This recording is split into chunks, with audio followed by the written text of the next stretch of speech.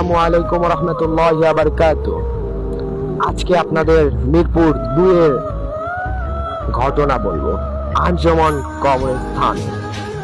আপনারা তো সবাই এটা চেনেনই। আচ্ছা, কে কে গিয়েছিলেন ওই কবরস্থানে? আমারও যাওয়া হয়েছিল আমার এক ফ্রেন্ডের মৃত্যুর পর। আমার ফ্রেন্ড গাড়ি অ্যাক্সিডেন্টে মারা গিয়েছিল।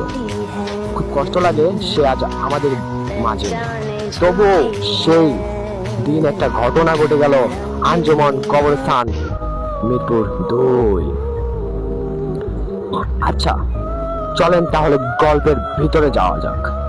আর আমাদের গল্পে অনেক ভয়, অনেক মজাও থাকতে পারে। আসুন আপনারা আমাদের গল্পে আঞ্জুমান কবরস্থান। তাহলে শুরু করে গল্পটা। আমার বন্ধু মারা যাওয়ার পর আমরা তাকে মসজিদের খাটিয়া করে নিয়ে যাচ্ছিলাম কবরস্থানের, মিরপুর 2 এর আঞ্জুমান কবরস্থান। আমরা যাওয়ার সময় রাত হয়ে গেল।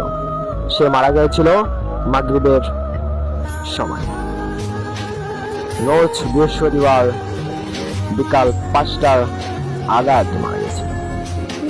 তারপরে আমরা তাকে মসজিদের মাইকে বলল 6:30 তার জানাজার নামাজ। আমরা সবাই উপস্থিত হলাম। তার মা আমাদের ফোন করেছিল। তারপর আমরা অনেক কষ্ট নিয়ে তার জানাজারে গেলাম। জানাজার পড়িয়ে আমরা আঞ্জুমান কবরস্থানে সেই গল্পটায় আমরা যাচ্ছি।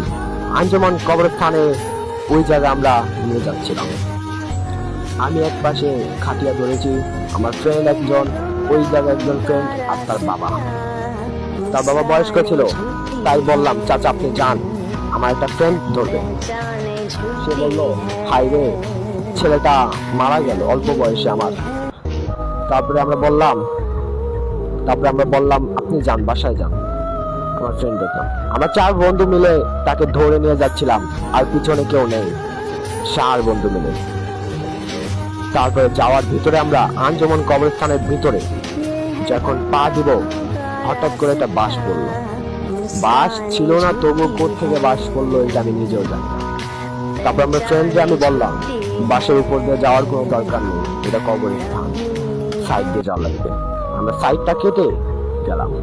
কবরস্থানের ভিতরে যাওয়ার সাথে সাথে হঠাৎ করে আমাদের নাম ধরে ডাক দেওয়া শুরু হচ্ছে। কখনো নুননবী, কখনো সৈকত, কখনো আব্দুল্লাহ, আর কখনো মামুন। আমরা বুঝতে পারছিলাম না যে আমরা এই সময় কি বলবো, কি করব। আমাদের মাথা কিছু হচ্ছিল না। আমার একটা ফ্রেন্ড আব্দুল্লাহ বলতেছিল যে, মামা কি ভাই, আমার নাম তো ডাক দিতেছে। পিছন টাকা মন করি না মামা, আমরা কবর দিতে এসেছি, আমরা কবর দিয়ে তারপর বাসায় যাব। সৈকত একটু বেশি সাহসী ছিল, তবুও একটু ভয় একটু বেশি পাইতো। ওই কুত্তার ডাক শুনলেই দৌড় মারতো, এটা সত্য কথা।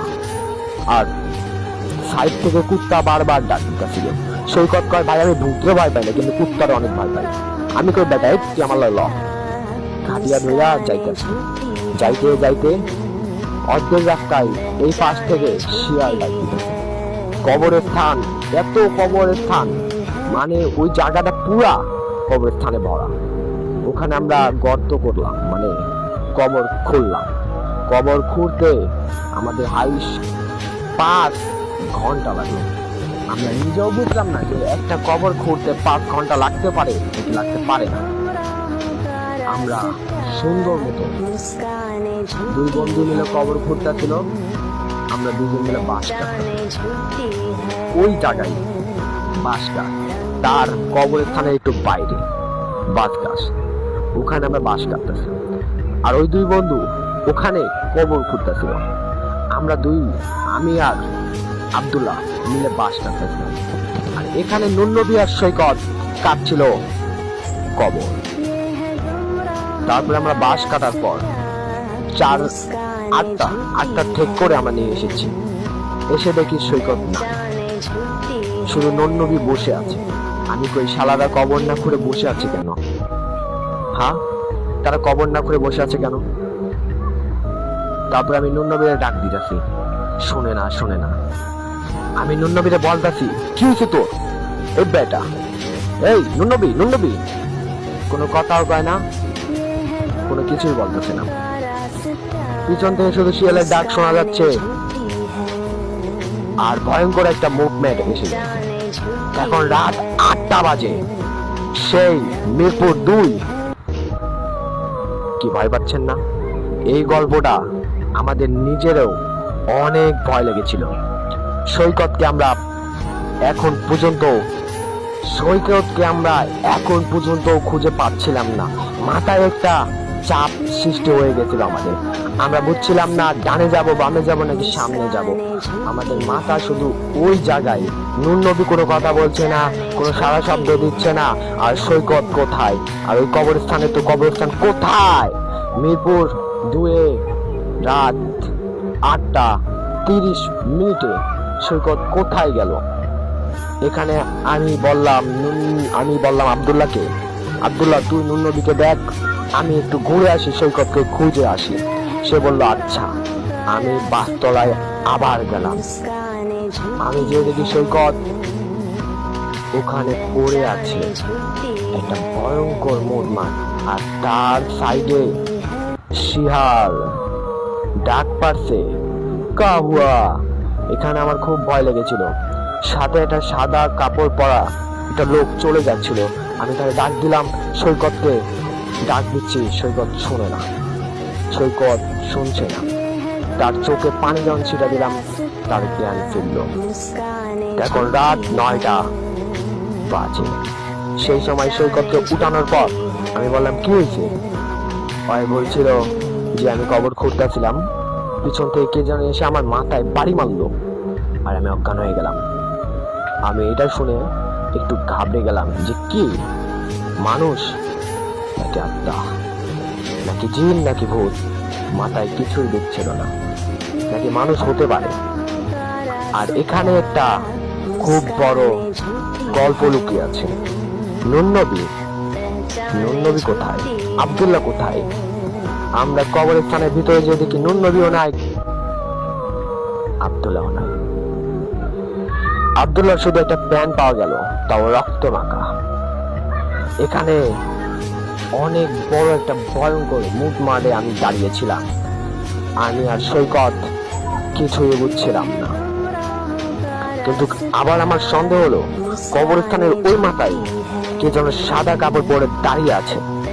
আমি দৌড় মারলাম, দৌড় মেরে যে দেখলাম উধাও হয়ে গেল। এখানে মাথা কি পরিমাণ নষ্ট হয়ে গেছিল ভাবেন আপনারা। কি একটা মুডমাটে আমি দাঁড়িয়েছিলাম, আর কিভাবে আমি এই হ্যান্ডেল করবো মুডমাটটা। আমার খুব ভয় লেগেছিল যে আমি 2 বন্ধুকে মনে হারিয়ে ফেললাম, কিন্তু আমাকে তো তার কবর দিতে হবে। তাই আমি কবর খোঁড়া